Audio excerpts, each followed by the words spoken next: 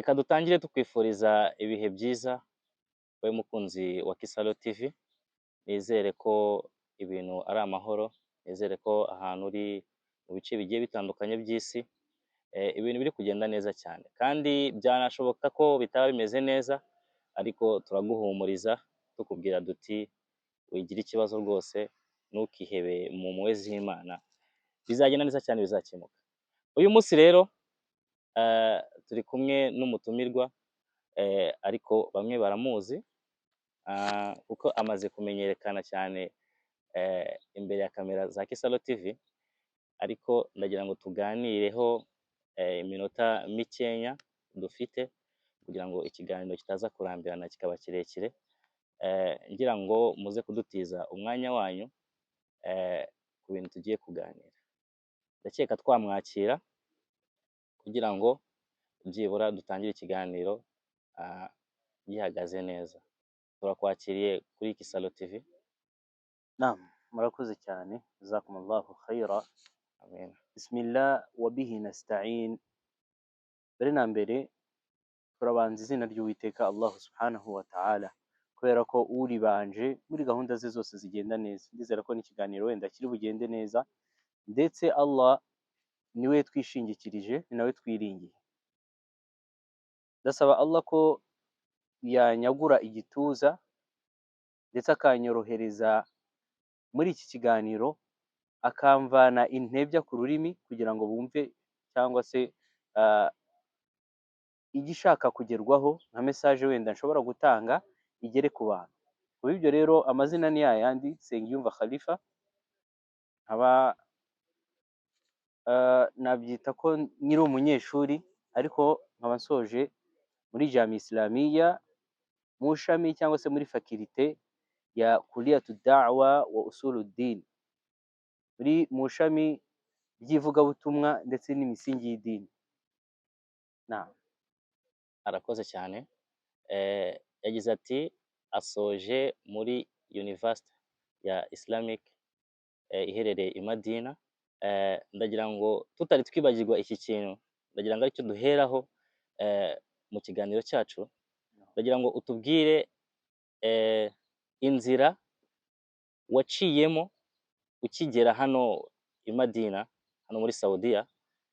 Utubwire mu ncamake ukigera inaha byagenze bite, ese wiyakiriye ute, ese urugendo rwawe warutangiye ute, kugira ngo tuze kumva hagati imbogamizi cyangwa se ibyiza wagiye uhura nabyo.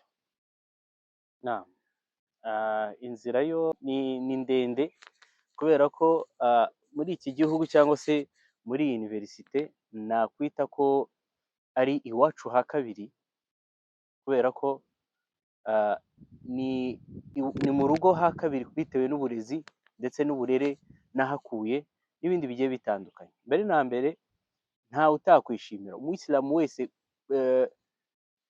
utuye isi aba yifuza kuba yakwiga muri iyi university. Ngira ngo benshi mu bantu, cyane cyane mu Rwanda, turabizi abanyeshuri benshi baba bari kwa applyinga cyangwa se kudepoza kugira ngo bakirwe mu ma university ya hano muri Saudiya, by'umwihariko muri Jami Islamia, kubera ko ifite amateka agiye atandukanye wenda tuzagenda twiga. Mbere na mbere nkimenya ko nakiriwe muri Jami Islamia, ni ikintu kiri muri bimwe mu bintu nahuye nabyo byiza kurusha ibindi, cyangwa se byanshimishije mu buzima bwanjye kuruta ibindi. Nyimara kwakirwa, wenda tuzashaka n'ikiganiro tubirebe iyo nzira kugira ngo nakirwe, kugira ngo nze. Ariko nyimara kwakirwa nashimiye Uwiteka Allah subhanahu wa ta'ala. Hanyuma kwakirwa hari processes ugomba gukora, kujya gushaka visa, hari ibyangombwa bagusaba. Izo process nazo zabereyemo ibintu byinshi tuzagenda tubiganiye nonaha ntabwo twabivamo, ariko ndi kubicamo mu ncamake. Hanyuma nyimara kugera muri iki gihugu, sibyo ko atari nabwo bwa mbere nari nyigezemo, ariko ni nabwo bwa mbere nari nyizemo nk'umuntu wiga. Nyimara kugera muri iki gihugu, masha Allah tabarakallah, ni igihugu nasanzemo ibyiza byinshi cyane. Arakoze cyane. Ndagira ngo dukubite tubangura bitewe n'igihe dufite. Ndagira ngo tubwire bimwe mu byagushimishije ndetse utubwire na bimwe mu byakubangamiye cyangwa se byakurakaje muri uru rugendo kuva wagera hano. Naam. Ibyanshimishije ni byinshi, ariko bimwe mu byanshimishije Yego. ni ukuba nshobora kubona access cyangwa se uburyo ngera ku musigiti w'intumwa y'Imana sallallahu Sallallahu alaihi alaihi wasallam. wasallam. Muri benshi baza bakoze ingendo zigiye zitandukanye kugira ngo bagere kuri uwo musigiti w'intumwa y'Imana sallallahu Sallallahu alaihi alaihi wasallam. wasallam. Intumwa y'Imana muri hadisi yayo Allah amuhe amahoro n'imigisha iragira iti la tashuddu rihal illa, nimuzapange gahunda yo gusura imisigiti usibye imisigiti itatu.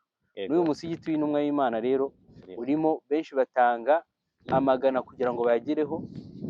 Kiri mu bintu byanshimishije, nta kintu urebye natanze gikomeye kugira ngo mbe natoranywamo kuba najya magera igihe cyose nshakiye Yego. mu gihe cy'imyaka 6. Kiri mu bintu byanshimishije. Yego. Ikindi kintu cyanshimishije ni uguhura n'abavandimwe bagiye batandukanye, kubona abantu amahanga yose, Yego.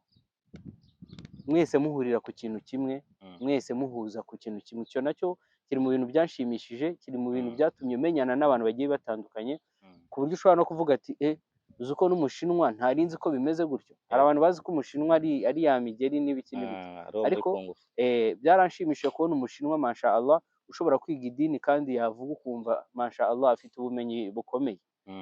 Hanyuma mu byagiye bimbangamira byo ntabwo ari byinshi, ni ibisanzwe, wenda kutamenyera kubana n'abantu, imico igiye itandukanye. Yego. Kuba wenda wabana mu nzu imwe n'abantu, hari abantu baba bafite ijwi rizamuye hejuru, cyangwa se bataryama nk'igihe uryamira. Ibyo ngibyo rero bikaba nk'imbogamizi ku banyeshuri cyangwa se bitewe n'imico y'abantu. Urakoze cyane. Ugize uti ni urugendo usa nkaho ruri kugana ku musozo, ariko tunashimira n'Imana kuba urugendo usa nkaho uri kuruhetura. Nkibaza ni mu kuba urusoje cyangwa se mu kuba usoje gahunda yari ijyanye yenda n'amasomo mu cyiciro runaka, wowe nka Khalifa ni iyihe gahunda ufite, ni iyihe ntego ukomeje kuko wayishyizeho ukinjira inaha udufitiye twebwe nk'abantu tugukurikira, nk'abantu tuguhanzeho amaso, cyangwa se nk'abantu duteze ibyo wagiye kutuzanira? Allah kwishimira ni ikibazo cyiza. Urakoze cyane. Gikuyemo n'intego nyinshi. Ubwo ndavuga ngewe ku ntego yanjye, hanyuma ndasa n'ugira nanone inama ku banyeshuri nsize barumuna banjye, ndetse no ku bandi bari kuza, ndetse nihereyeho. Mbere na mbere intego mfite ubu Allah anshoboze ni ukuba nasobanurira abantu ibijyanye n'idini ya Islam, dore ko ari nayo ntego ninjiranye hano. Bitewe n'ibigiye bitandukanye, naje hano kugira ngo nsobanukirwe idini ya Islam, sobanukirwe aho itandukaniye n'andi madini, sobanukirwe noneho ni muri iyo dini ya Islam harimo udutsiko rero dutandukaniye. Niyo mpamvu rero nahisemo iyo fakirite y'ivugabutumwa ndetse n'imisingi y'idini ikubiyemo, cyangwa se takhasusu. Iby'ibanze bigamo ni imyemerere ndetse n'amadini. Ubwo rero mu byo mbafitiye insha Allah mu gihe kiri imbere, Allah nakomeza kunshoboza, tuzagenda dusobanukirwa amadini agiye atandukanye, kubera ko abantu civilisation zagiye zibaho ariko ntago zaburaga umuyoboro zigendera. Ubundi idini bisobanuye umuyoboro w'iyobokamana. Buri civilisation yose yabayeho, haba iya kera, haba itazi gusoma no kwandika, bari bafite umurongo w'idini bagenderaho. Bashobora kuba barasengaga igiti cyangwa se ibindi bintu bitandukanye, bihita biguha agaciro yuko idini n'umuntu ntibigeze batandukana. Ubwo ibyo rero insha Allah muri iyo gahunda mfite gahunda noneho yo kubagezaho amadini agiye atandukanye. Idini iryo ari ryo, igihe ryaziye n'ibireba, noneho kugira ngo umuntu akore mukarana cyangwa se akore igereranya, arebe se idini y'ukuri ni iyihe. Icyo nicyo mbafitiye kurusha ibindi, cyangwa se niyo gahunda mfite muri ino minsi. Nsa nk'usoje kimwe mu byiciro nubwo nyiri kwiga, yego. hanyuma ikindi nagira nk'inama abavandimwe, Inama wagenda nk'urubyiruko na ndetse n'abantu bakiri nk'iyi nzira, na kuko hari benshi baba bumva ko bigoye cyane, na ukabona nyine atangiye gucika imbaraga agitangira, cyangwa se agatangira kwibaza ati se nzasoza gute, yani arashaka kumenya ngo ni gute urugendo yarucamo nawe kugira ngo byibura azabashe kugera ku musozo cyangwa se ku mpera y'amasomo ye. na Niyo nama dushaka ku rubyiruko. na jazakumullahu khair. Mbere Ariko na nanone mbere, turagaruka tena, na urakoze cyane, nanone tunagaruka ku munyeshuri uwo ari we wese wiga mu mahanga. Urakoze cyane. na jazakumullahu khair. Mbere na mbere, ikintu nabwira urubyiruko muri rusange Yego. ni uko gushaka ubumenyi ari itegeko. Mm. Talabul ilm faridatan, ni ukuvuga gushaka ubumenyi ni itegeko. Man salaka tariqan yaltamisu fihi ilman sahala Allahu lahu bihi tariqan ila aljanna. Umuntu uzatera intambwe akajya gushaka ubumenyi Yego. kubera Allah, Yego. Allah azamworohereza Mm. inzira nayo ijya mu juru. Ariko iyo nzira ijya mu juru ntabwo yoroshye, kubera ko harimo inzitane, Mm. harimo shayitani zituma zidashaka ko ugera kuri iyo ntego. Yego. Shayitani ntabwo yishimye kubona ugera kuri iyo ntego, nta nubwo Yego. ashobora kwishimira ko ushobora kubona ubwo bumenyi ukabushyira abandi. Mm. Kubw'ibyo rero menya ko bitoroshye, Mm. ari imbaraga n'umuhate kugira ngo ugere kuri ibyo bintu. Mm. Iyo niyo nama natanga ku bantu bari gushaka ubumenyi. Ikindi kintu natanga ku bari gushaka ubumenyi, menya ko ubu bumenyi ari amana n'indagizo. Yego. Mu gihe rero uzabwiga ugamije gushaka isi cyangwa se no kwereka abantu ko uri umumenyi, Mm. uhita wibuka ko hadisi iri mu bantu bavuga ko abantu ba mbere bazabanza gushyirwa mu muriro ari wa wundi wize akamenya kugira ngo yitwe alim, Yego. kugira ngo bavuge ngo uyu ni umumenyi, afite ubumenyi bwinshi. Mm. Kubw'ibyo rero ni ibintu ugomba kwirinda. Nanone ukamenya ko gushaka ubu bumenyi Mm. no gusoza ni tawfiki ya Allah, ni ugusaba Allah cyane akaguha tawfiki cyangwa se gutunganirwa muri ubu bumenyi. Yego. Hanyuma ku banyeshuri biga mu mahanga, Yego. ku banyeshuri biga mu mahanga, mbere na mbere nabasaba gushyira hamwe. Icyo ni icya mbere. Mm. Abantu barabakeneye, abantu barabakeneye cyane. Mm. Hanyuma uko gushyira hamwe bizatuma bareba se ni ikihe kibazo gihari, ni ikihe kintu kigomba kugerwaho, bakareba ikintu kiri ahamu qabla al-muhim, bakareba ikintu cy'ibanze kuruta ibindi, Mm. akaba ari nacyo bagenderaho. Ku bushobozi bw'Uwiteka Allah subhanahu wa ta'ala, nibabikora gutyo bizatungana biidhnillah. Yego, urakoze cyane Naam. ku nama nziza utugiriye. Naam. Turi no kugana ku musozo w'ikiganiro, Naam. ariko ntabwo twagana ku musozo tutungutse cyangwa se tutumvishe na nk'indi nama ishobora kuba umwihariko ku mubyeyi, kuri wa mubyeyi uvuga ati ntabwo bindeba, ibyo si ibyanjye, bifite abo byahariwe.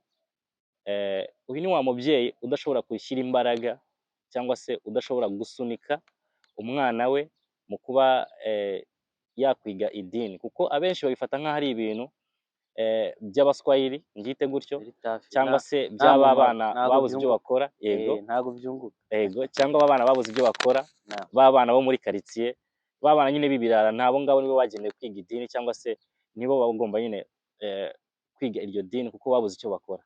Hari ababyeyi bameze batyo.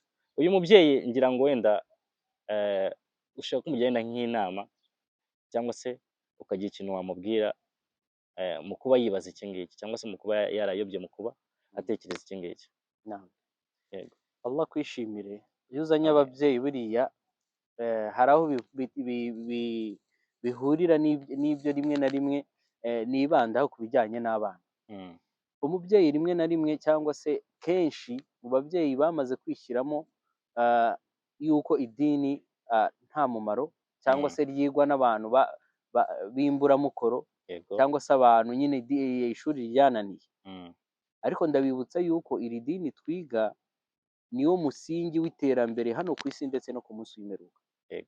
Ni ukuvuga nta muntu wize idini ngo arishyire mu bikorwa ndetse anaritunganye usibye ko Allah amuzamura ndetse haba hano ku isi ndetse no ku munsi w'imperuka.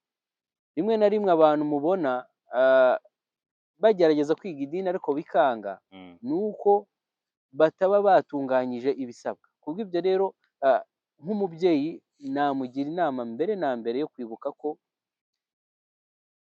n'urupfu no kwakira urupfu, cyangwa se tumenye ko tuzapfa. Ese tuzapfa dusize iki? Muri hadithi y'intumwa y'Imana sallallahu alaihi wasallam iratubwira ati idha mata al-insan, iyo umuntu apfuye ibikorwa bye byose birahagarara, illa min thalatha, usibye ibintu bitatu, harimo na bwa bumenyi cyangwa se na wa mwana wasize mwiza ukamwigisha idini agasigara agusabira. Kubw'ibyo rero ntabwo ari inyungu ku mwana gusa, ndetse nawe bikugiraho inyungu bitewe n'uko washishikaje ugashyiramo imbaraga mu gushyira umwana wawe mu dini, hanyuma akagira akamaro, ndetse n'uba waranatabarutse akagumya gusabira. Kubw'ibyo rero umubyeyi menya ko iyi nzira ariyo nzira ya mbere ishobora kuba intandaro y'uko umwana wawe atungana hano ku isi no ku munsi w'imperuka. Ubumenyi bw'idini rero burahambaye, kubera ko nyirabwo ari we ufite risike mu biganza bye, ari we ufite ugukiranuka ndetse no gutsinda mu biganza bye. Yego. Kubw'ibyo rero nubitekereza gutya, umusaruro uzatangwa. Nanibutsa abarezi muri rusange, tugerageze nitunashyira n'abana mu dini nidushyiremo ba bana bananiranye cyangwa se ishuri ryananiye. Ni nayo mpamvu akenshi rezilita ziba mbi, kubera ko umwana umushyizemo ishuri ryaramunaniye wabuze icyo akora, na rezilita zizaba mbi. Ariko nushyiramo wa mwana ufite adabu, ugashyiramo wa mwana ufite ubwenge, na rezilita zizaba nziza, n'ahandi azabona ubumenyi, ndetse agashyiramo na ya adabu ye cyangwa se ikinyabupfura cye, akanabitunganya bikaba byiza. Ariko nushyiramo wa mwana mubi, ariko aho idini none ribera ryiza cyane, hari igihe umwana mubi aryiga bikamuhindura. Ariko iyo tugize ibyago, la samaha Allah abiturinde, uwo mwana akiga idini ariko agifite ya adabu cyangwa se ya mico mibi, niyo hahandi none akoresha idini mu mico ye mibi. Niho hahandi uzumva umwana avuga ati ngo dufite amadowa dusoma ngo twebwe b'abashehe tugakora iki, ngo tukababarirwa, niyo mpamvu dukora ibyo dushatse. Niyo rezilita cyangwa se nibyo bintu bibi duhura nabyo, kubera ko imbuto cyangwa se imisingi tuba twashyizemo abantu batizewe. Ndumva wenda ari nk'iyo nama nagira ababyeyi, ndetse ntibagiwe n'uko basabira abana babo cyane. Yego. Arakoze cyane umuvandimwe, ngira ngo mfatanye n'abakunzi n'abakurikira Kisaro TV tugushimire cyane by'umwihariko, kuko ngira ngo mw'uru rugendo tuba turi kumwe cyane, bega kwa bega, kandi tunagusaba ko mu gihe tugukeneye twajya tukubona. Benshi ndashobora kuvuga ati yenda agiye kujya kure, cyangwa se agiye kuba yakwicara abanza aruhuke. Oya, ndamwizeye cyane ku buryo ibintu yize cyangwa se ibintu yasobanukiwe ntabwo agomba kujya kubishyira mu nzu cyangwa se kubibika. Ndabyizeye rwose, ndabahumurije. Tumushimira cyane, tunamusezera, kuko ahangaha niho duhiniye ikiganiro cyacu. Mwakoze cyane gukurikirana Kisaro TV, mukomeze kugubwa neza, mugire ibihe byiza. Jazakumullahu khaira. Allah abishimira, abahe n'ibyiza byinshi, ndetse nka murumuna wanjye nkugira inama yo gukomeza iyi gahunda, ndetse kurushaho gutinya Imana no kwegereza Allah, ndetse buri kimwe cyose ukacyegereza Allah, dore ko ibi bintu biri mu mpamvu yo gutera imbere cyangwa se no kubona amatunda y'ibyiza byinshi. Kimwe n'uko bishobora guta umuntu mu byago mu gihe yabikoze atabyereje Allah. Ndumva ari icyo ngicyo rero, inshallah nawe ntabwo nabura kukugira inama igihe cyose, no kugirana inama ku bayisilamu, nk'uko Allah bitubwira, watawasaw bil haqq watawasaw bis sabr, kugirana inama z'ukuri ndetse n'izo kwihangana. Ibyo rero turi kumwe inshallah igihe cyose njye ndi kumwe nawe kabisa. Allah anakwishimire. Nkomeje no kugushimira cyane mu bantu bakora juhudi yo kutugezaho byiza byinshi, inshallah. Ngira ngo nanagira n'inama abantu bose barebye yuko bakora na subscribe bakajya birebera ibyiza nk'ibi ngibi. Ni inama ziba zikenewe inshallah. Jazakumullahu khair. urakoze cyane, Allah akwishimire nawe. Naam. Assalamu alaikum wa rahmatullahi wa barakatuh. Alaikum salam wa rahmatullahi